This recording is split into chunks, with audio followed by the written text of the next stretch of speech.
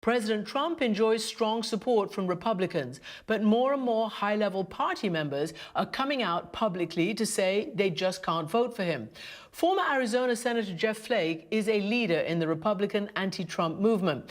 Indeed, it was 4 years ago when he first came out and said that he wouldn't vote for the GOP candidate. But this year, he's going a step further. Flake says he'll vote for the Democrat, Joe Biden, and he's calling it the only way to save conservatism. Indifference to the truth or to the careful stewardship of the institutions of American liberty is not conservative. Disregard for the separation of powers, the centerpiece of our constitutional system, is not conservative. Governing by tweet is not conservative. It's not even governing. Well, that was his statement, and now the man himself joins me from Utah. Senator Flake, welcome to the program. So just let's put it right out there. You're a conservative. You have never voted for a Democrat, and yet you've said what you've said, and you're going to do what you're going to do. What is the conservative case for Joe Biden? Well, conservatives believe in preserving and conserving, institutions to preserve what we know works. And the institutions of American democracy are freedom of the press, for example, or separation of powers, independent judiciary. And the president has shown that he either little understands or little appreciates these institutions.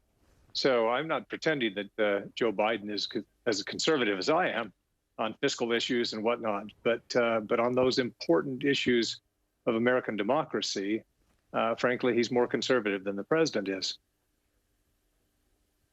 So let me ask you the converse question, because, of course, I mean, left unsaid was that Joe Biden is running on a progressive platform, as you know. I mean, almost FDR-like, New Deal-like. The president is doing the opposite. You've just had this week of convention. You talked about fiscal issues. The president has cut taxes. People seem to love that. He's still regarded as solid on the economy. He's appointed hundreds of conservative judges. What is the conservative case against President Trump? The conservative case is that we're running the Republican Party into the ground. We lost the House of Representatives in the midterms. We stand a good shot of losing the Senate this time. I think we've lost several hundred legislative seats in state capitals nationwide, and we're headed toward a demographic cul-de-sac. We could well, if the president is reelected, lose Texas within 4 years if this kind of brand of republicanism, this Trumpism, takes hold and keeps the party. So the case that can be made for conservatism is there's just no future for Trumpism. And so we need a break. I would like to have a Republican in office. Obviously, Republicans are more conservative in general than Democrats on issues that I care about, like fiscal issues.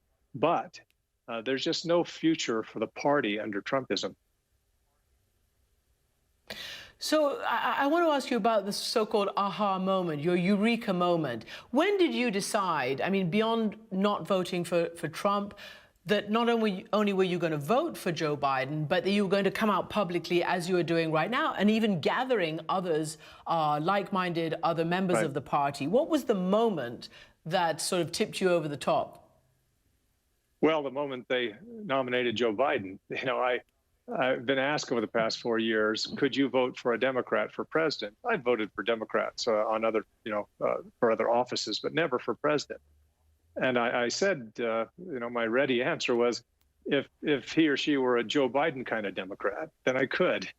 Well, the Democrats nominated a Joe Biden kind of Democrat.